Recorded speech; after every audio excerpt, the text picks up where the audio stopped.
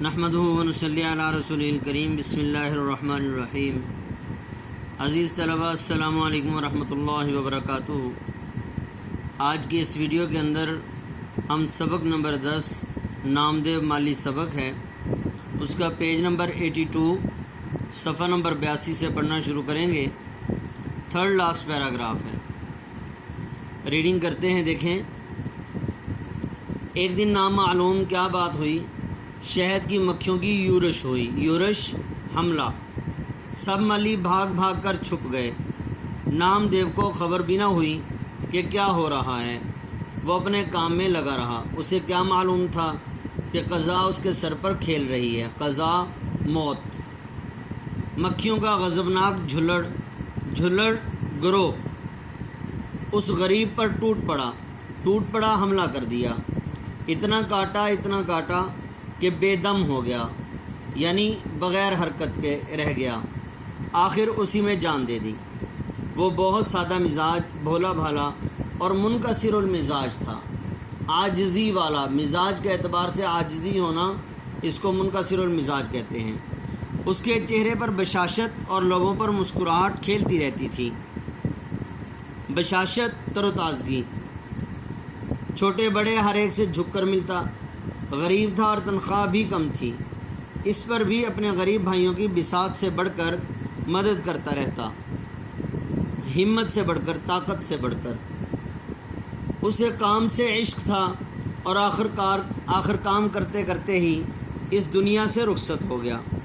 گرمی ہو یا جاڑا، سردی کا موسم، دھوپ ہو یا سایہ، وہ دن رات برابر کام کرتا رہا۔ اسے کبھی یہ خیال نہ آیا کہ میں بہت کام کرتا ہوں یا میرا کام دوسروں سے بہتر ہے، اسی لیے اسے اپنے کام پر فخر یا غرور نہ تھا۔ وہ یہ باتیں جانتا ہی نہ تھا۔ اسے کسی سے بیر تھا نہ جلاپا۔ بیر دشمنی، جلاپا جیلس ہونا، یعنی نہ تو اس کی کسی سے دشمنی تھی، نہ وہ کسی سے جیلس ہوتا تھا، کسی سے حسد وغیرہ کرتا تھا۔ وہ سب کو اچھا سمجھتا اور سب سے محبت کرتا تھا۔ وہ غریبوں کی مدد کرتا، وقت پر کام کرتا، آدمیوں، جانوروں، پودوں کی خدمت کرتا، لیکن اسے یہ کبھی احساس نہ ہوا کہ وہ کوئی نیک کام کر رہا ہے۔ نیکی اسی وقت نیکی ہے جب تک آدمی کو یہ نہ معلوم ہو کہ وہ کوئی نیک کام کر رہا ہے۔ جہاں اس نے یہ سمجھنا شروع کر دیا، نیکی نہیں رہتی۔ جب کبھی مجھے نامدیو کا خیال آتا ہے تو میں سوچتا ہوں، نیکی کیا ہے اور بڑا آدمی کسے کہتے ہیں؟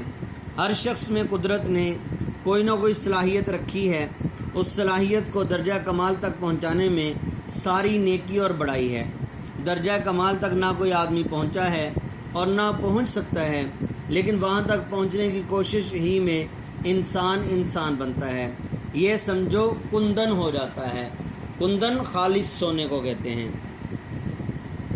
حساب کے دن جب اعمال کی جانچ پڑتال ہوگی، خدا یہ پوچھے گا کہ میں نے جو استعداد تجھ میں ودیعت کی تھی، استعداد صلاحیت ودیعت کی تھی، تجھے امانت دی تھی، تجھے تحفے میں دی تھی، اسے کمال تک پہنچانے اور اس سے کام لینے میں تو نے کیا کیا، اور خلق اللہ کو اس سے کیا فیض پہنچایا۔ خلق اللہ، اللہ کی مخلوق۔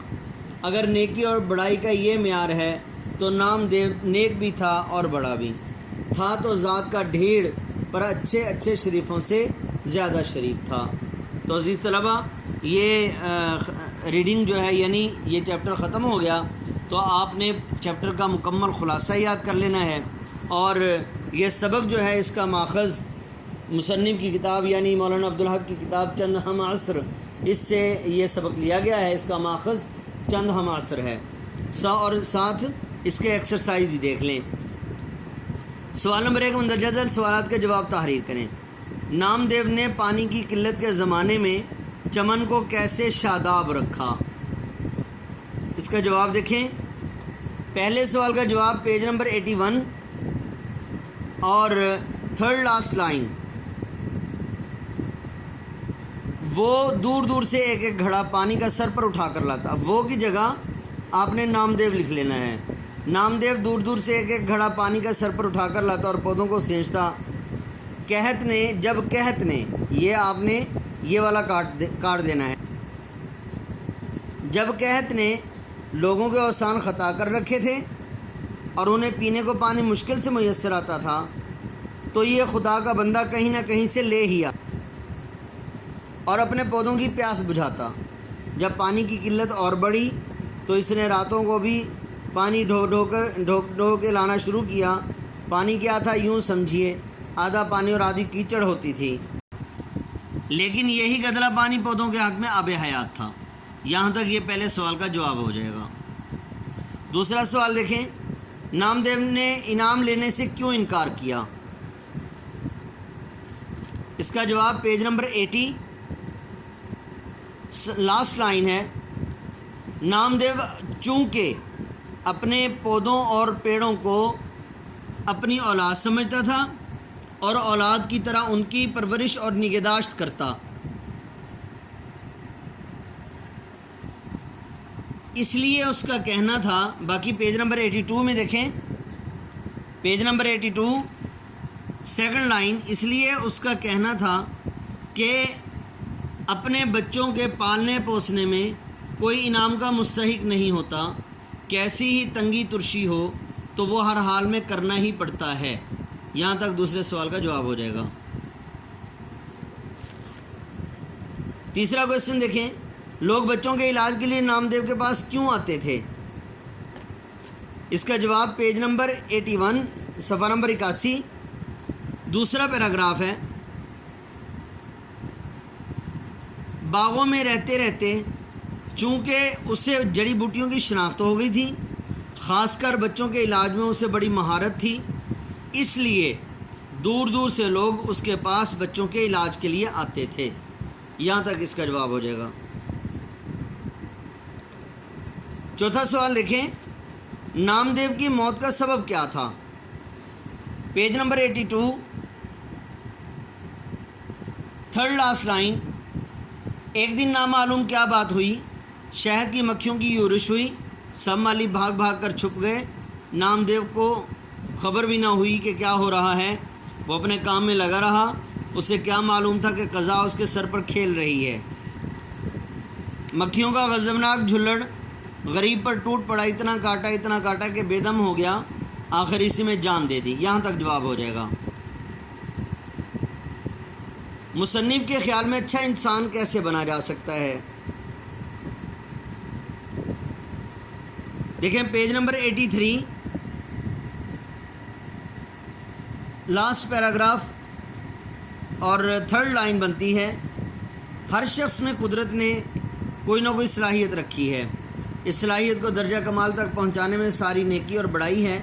درجہ کمال تک نہ کبھی کوئی شخص پہنچا ہے اور نہ پہنچ سکتا ہے، لیکن وہاں تک پہنچنے کی کوشش ہی میں انسان بنتا ہے، یہ سمجھو کندن ہو جاتا ہے۔ یہاں تک اس کا جواب ہو جائے گا۔ یہاں تک آخری سوال ہے، نامدیو مالی کے اوصاف میں سب سے نمایاں وصف کیا ہے؟ نامدیو مالی کے اوصاف میں سب سے نمایاں وصف اپنے کام سے سچا لگاؤ اور محنت ہے۔ جی آگے MCQs ہیں، سبق کے متن کو مد نظر رکھ کر درست جواب پر نشان لگائیے۔ نامدیو مالی کس کتاب سے لیا گیا ہے سبق؟ چند ہم عصر۔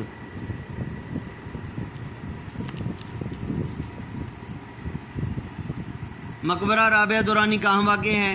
اورنگ آباد میں۔ باغ کے داروغہ کون تھے؟ عبدالرحیم فینسی۔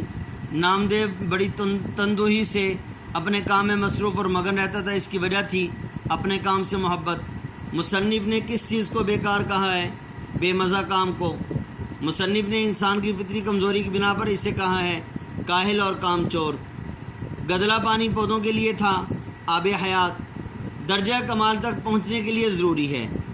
اس کا جواب جد و جہد آئے گا، کیونکہ محنت اور کوشش کے ذریعے سے ہی انسان درجہ کمال تک پہنچ سکتا ہے۔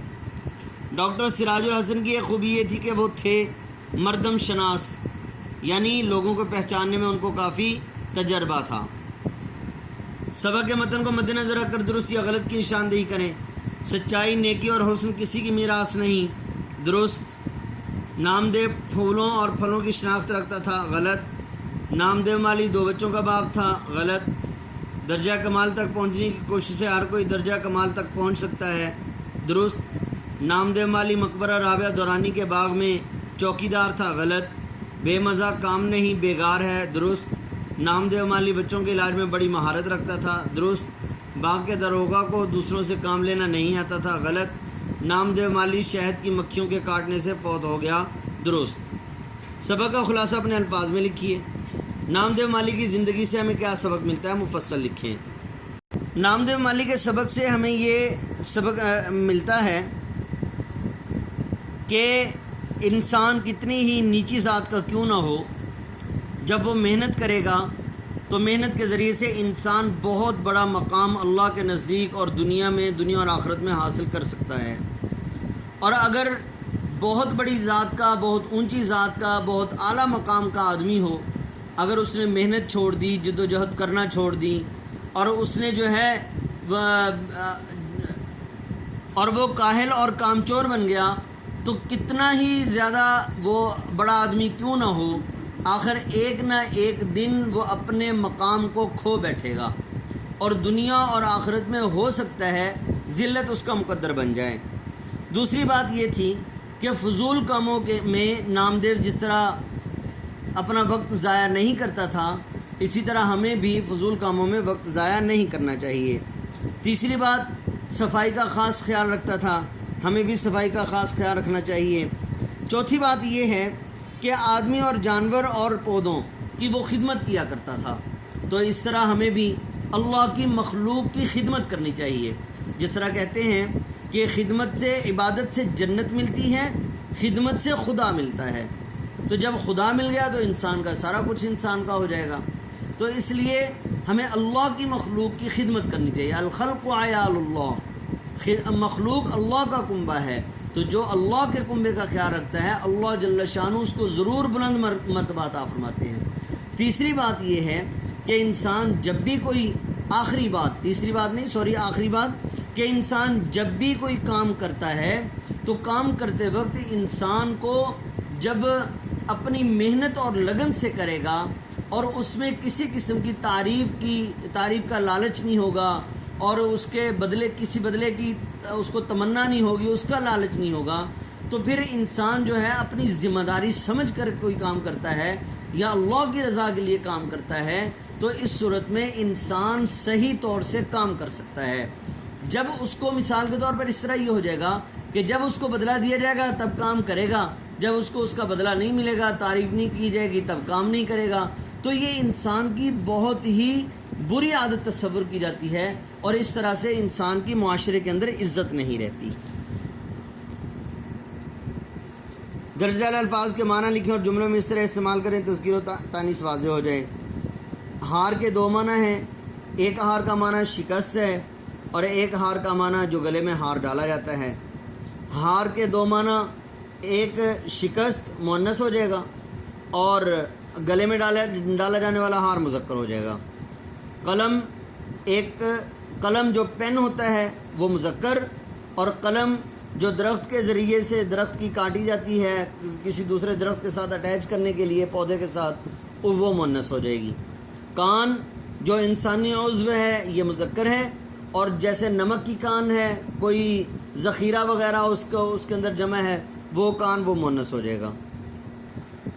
اردو زبان کا نام اگر ہو تو مذکر ہے، اور اگر مضمون ہو تو یہ اردو زبان ہو تو یہ مؤنث ہے، اور اگر مضمون ہو تو یہ مذکر ہے۔ کف کا معنی بازو کے کپڑے کی دوہری پٹی، مطلب جو کفیں وغیرہ بازو، یہ انسان کے بازوں کے شروع میں ہاتھوں کے ساتھ کپڑا لگتا ہے اور بٹن وغیرہ بھی لگے ہوتے ہیں، تو اس کو یہ کف جو ہے یہ مؤنث ہو جائے گا، اور کف کا معنی جھاگ بھی ہے تو یہ مذکر ہو جائے گا۔ لگن ایک ہوتا ہے تشت، یعنی بڑی پلیٹ، اگر تشت کے معنی میں ہو تو یہ بڑا تھال جو ہوتا ہے تو یہ مذکر ہے، اور لگن کا معنی شوق، محنت، تو یہ مؤنث ہو جائے گا۔ درج ذیل محاورات اور الفاظ کو جملوں میں استعمال کریں۔ جملے آپ کو نہیں آتے، میں معنی بتا دیتا ہوں۔ آفت ٹوٹ پڑنا، اچانک مصیبت آ جانا، اوسان خطا ہونا، ہوش کھو بیٹھنا. تفویض سپرد، محظوظ لطف اندوز ہونا. محکاج عمدہ کام. یورش حملہ، بشاشت تر و تازگی. بے دم ہونا، بالکل ساکت ہو جانا، بے جان ہو جانا. سیوا خدمت. ذو معنی الفاظ، ایسے الفاظ کا املا ایک ہی ہوتا ہے لیکن ان کے دو معنی ہوتے ہیں، اور ان میں سے بعض اوقات ایک معنی میں مذکر جبکہ دوسرے معنی میں مؤنث ہوتا ہے. مثلا تکرار بمعنی جھگڑا مذکر مؤنث ہے اور بمعنی اعادہ مذکر ہے. اسی طرح قلم آلہ تحریر مذکر اور پودے کی قلم مؤنث ہے. کف بمعنی ہتھیلی مؤنث اور بمعنی جھاگ مذکر ہے. مندرجہ ذیل الفاظ کے متضاد لکھیے. مصنوعی کا متضاد قدرتی. توانا ناتواں. تندرست بیمار. توقیر تحقیر. محبت نفرت. تریاق زہر. رہبر رہزن. تو عزیز طلبہ، آج کا یہ سبق جو ہے سبق نامدہ مالی یہ ختم ہوا. آپ نے مشق کو اچھی طرح سے یاد کر لینا ہے، اور اس میں جو اہم چیز ہے وہ الفاظ معنی اور اسی طرح جو ہے MCQs اور مختصر جوابات، یہ سب سے اہم ہیں. آپ نے ان کو اچھی طرح سے یاد کر لینا ہے. السلام علیکم ورحمۃ اللہ وبرکاتہ.